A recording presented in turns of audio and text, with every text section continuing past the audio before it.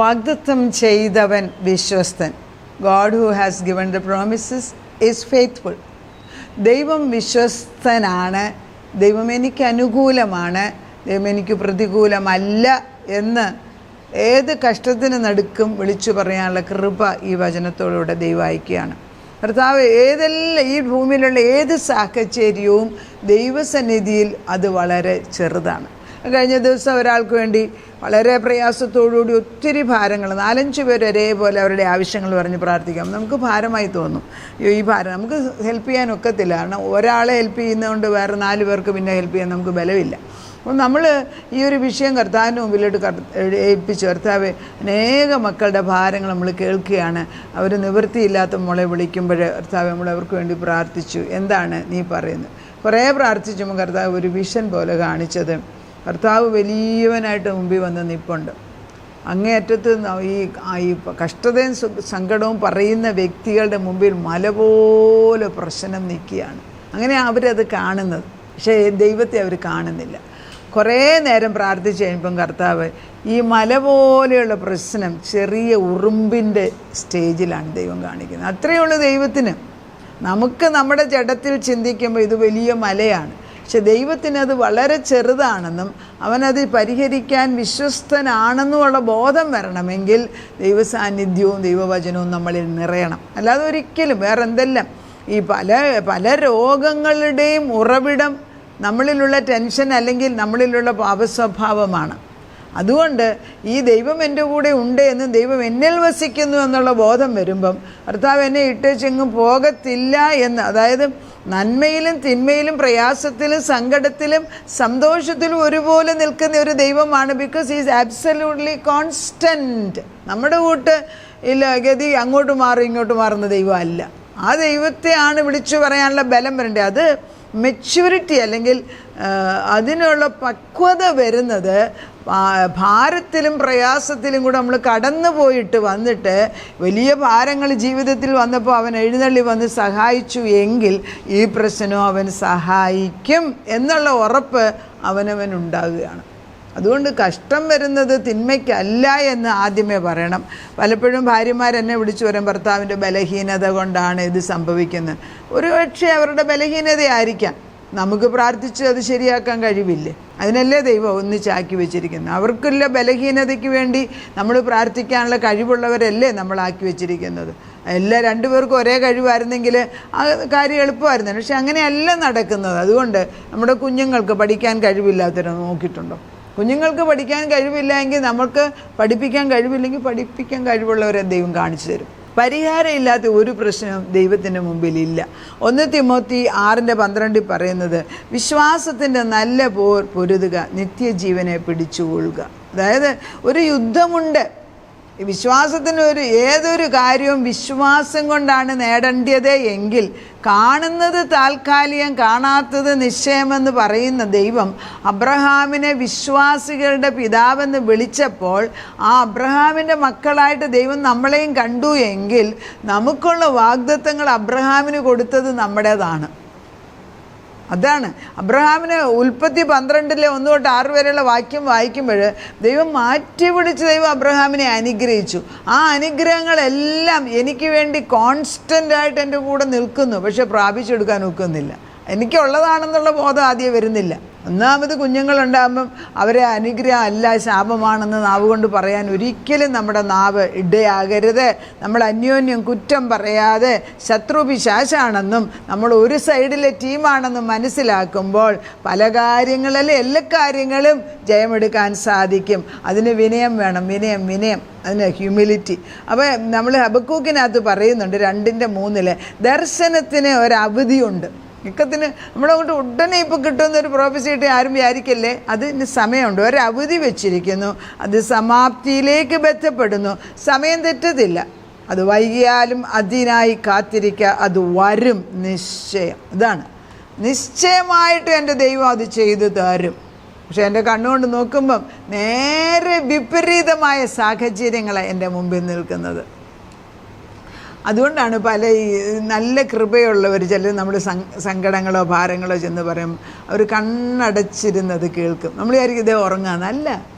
Their inner spirit is so alert, they don't want to be distracted. അവർ കണ്ണടച്ചിരുന്നത് ശ്രദ്ധിച്ചകത്തോട്ട് ഉൾക്കൊള്ളും. അതൊരു വലിയ, ഞാൻ ആദ്യമായിട്ട് അത് ഒത്തിരിയും കണ്ടത് ഒരു ബുദ്ധിസ്റ്റായിട്ടുള്ള ഒരാൾ യേശുവിലേക്ക് തിരിച്ച് കടന്നു വന്നു. ക്രിസ്തുവിന് എപ്പോൾ എന്ത് പറഞ്ഞാലും അദ്ദേഹം കണ്ണടച്ചിരുന്നിട്ടേ പറയത്തുള്ളൂ. അപ്പോൾ ഞാൻ ആ concentration from the inside is so strong. നമ്മൾ we are distracted for little things. ചെറിയ കാര്യം നമ്മളെ ഡിസ്ട്രാക്ട് ചെയ്യാം. ബിക്കോസ് നമുക്കത് കോൺസെൻട്രേറ്റ് ചെയ്ത് ദൈവത്തിൽ നിന്ന് പ്രാപിക്കുന്ന സ്വഭാവം നമ്മൾ ചെറുപ്പത്തിലെ പഠിച്ചിട്ടില്ല. Eliminate and concentrate. കർത്താവ്, ഞാനൊരു ദർശനം നിൻ്റെ മുമ്പിൽ കൊണ്ടുവരുന്നെങ്കിൽ അത് തീർത്ത് ഒരു വലിയ പലകയിൽ ദൂരത്ത് നിന്ന് വായിക്കത്തക്ക വിധത്തിൽ എഴുതിയിട്ട് അത് വരും നിശ്ചയം. അതിനായിട്ട് വെയിറ്റ് ചെയ്യേ. അതിൻ്റെ മുമ്പിൽ 100 തടസ്സങ്ങൾ വന്നാലും ഞാനല്ലേ പറഞ്ഞത്, പറഞ്ഞവൻ വിശ്വസ്തൻ. ഇത് വ്യക്തിപരമായ ബന്ധമാണ്. ഈ ദിവസങ്ങളിലെല്ലാം വ്യക്തിപരമായ ബന്ധത്തെക്കുറിച്ചാണല്ലോ പരിശുദ്ധാത്മാവ് പറഞ്ഞു പഠിപ്പിക്കുന്നത്. വ്യക്തിപരമായിട്ട് അവനെ അറിയണം. 2 കൊരിന്ത്യർ 10:4 തൊട്ടുള്ള വാക്യങ്ങൾ.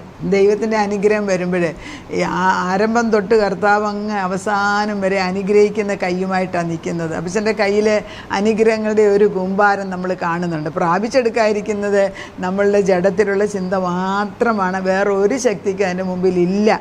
ഒരു കൂടോത്രവും നമ്മുടെ മുമ്പിൽ നിൽക്കത്തില്ല. കാരണം ലക്ഷണവിദ്യ ഇസ്രായേലിന് പറ്റത്തില്ല. യാക്കോബിൻ്റെ മേൽ ഒരു ആഭിചാരവും ഫലിക്കത്തില്ല എന്ന് വചനം പറയുന്നുണ്ട്. ഇതൊക്കെ ഓർത്തിരുന്നില്ലെങ്കിൽ ഇങ്ങനെ മനസ്സിൽ വരുന്നു. 2 കൊരിന്ത്യർ 10:4 പറയുന്നു, ഞങ്ങൾ ജഡത്തിൽ സഞ്ചരിക്കുന്നവരെങ്കിലും ജഡപ്രകാരം പോരാടുന്നില്ല. പോരിൻ്റെ ആയുധങ്ങളോ ജഡീകങ്ങളല്ല, കോട്ടകളെ ഇടിപ്പാൻ ദൈവസന്നിധിയിൽ ശക്തിയുള്ളവ തന്നെ. അവയാൽ ഞങ്ങൾ സങ്കല്പങ്ങളും ദൈവത്തിൻ്റെ പരിജ്ഞാനത്തിന് വിരോധമായി പൊങ്ങി വരുന്ന എല്ലാ ഉയർച്ച ഇടിച്ചു കളഞ്ഞ് ഏത് വിചാരത്തെയും ക്രിസ്തുവിനോടുള്ള അനുസരണത്തിനായി പിടിച്ചടക്കി നിങ്ങളുടെ അനുസരണം തികഞ്ഞു വരുമ്പോൾ എല്ലാ അനുസരണക്കേടിനും പ്രതികാരം ചെയ്യുവാൻ ഒരുങ്ങിയിരിക്കുന്നു. ഇത് സിമ്പിൾ ട്രൂത്ത് ഇതിനകത്തുള്ളത്. 2 കൊരിന്ത്യർ 10:4 പറയുന്നത് എല്ലാ ദിവസവും എല്ലാ അനുഗ്രഹങ്ങൾക്ക് മുമ്പിലും പല നെഗറ്റീവ് തോട്ട്സ് കടന്നു വരും, അല്ലെ പല നമ്മുടേതായിട്ടുള്ള ചിന്ത. അവയെല്ലാം നമ്മൾ ഇടിച്ച്, അതായത് കോൺഷ്യസ് ആയിട്ട് അതിനെ ഇടിച്ച് താഴ്ത്തി അതിനെ താഴെ കൊണ്ടുവന്നിട്ട് ദൈവത്തിൻ്റെ പരിശുദ്ധാത്മാവ് പറയുന്നതിന് മുൻതൂക്കം കൊടുക്കണം. അത് നിരന്തരം ചെയ്തെടുക്കേണ്ട ഒരു കാര്യമാണ്. എന്തിനാണ് ഇതെന്നും പറഞ്ഞു വെച്ചാൽ, എത്ര അറിവുള്ള വ്യക്തിയും ദൈവത്തോട് അടുപ്പമുള്ള വ്യക്തി പോലും, മോശ പോലും 40 ദിവസം രാവും പകലും ദൈവത്തോട് നിന്ന് കഴിഞ്ഞിട്ടാണ് സമാഗമന കൂടാരം ഉണ്ടാക്കാനുള്ള ജ്ഞാനം അല്ലെങ്കിൽ പരിജ്ഞാനം ഇട്ട് കൊടുത്തത്. ആര് ചെയ്യണം, എന്ത് ചെയ്യണം, എന്ത് സാധനം ഉപയോഗിക്കണം, എല്ലാം ദൈവം വ്യക്തമായിട്ട് പറഞ്ഞു. ദൈവത്തോടുള്ള അടുപ്പം ഒരു ദിവസം കൊണ്ട് പറഞ്ഞു കൊടുക്കാമായിരുന്നില്ല. ഒരു ദിവസമല്ല, 40 ദിവസം രാത്രിയും പകലും. എത്ര ദിവസം നമ്മൾ ദൈവത്തിൻ്റെ സന്നിധിയിൽ, ഒരു ദിവസം എത്ര നേരം ദൈവവചനവുമായിട്ട്. ദൈവവചനം എടുത്ത് വായിക്കുകയും എഴുതുകയും ചെയ്യും. നോട്ട് എഴുതുന്ന ഒരു സ്വഭാവം നമുക്കുണ്ടാകണം.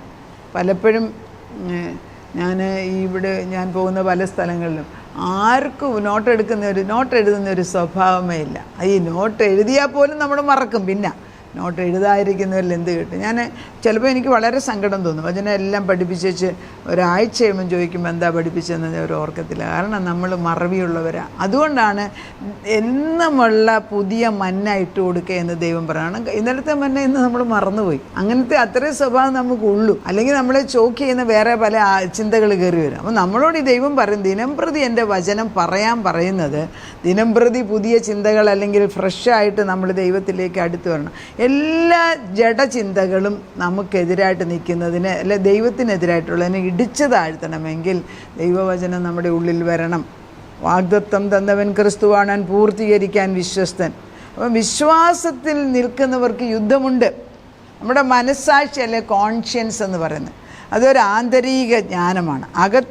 അകമേ ഉള്ള മനുഷ്യൻ്റെ ഒരു ഇൻസ്പെക്ടറാണ് ഈ മനസ്സാക്ഷി. ഒരു ഇൻസ്പെക്ടർ അകത്തുണ്ട്.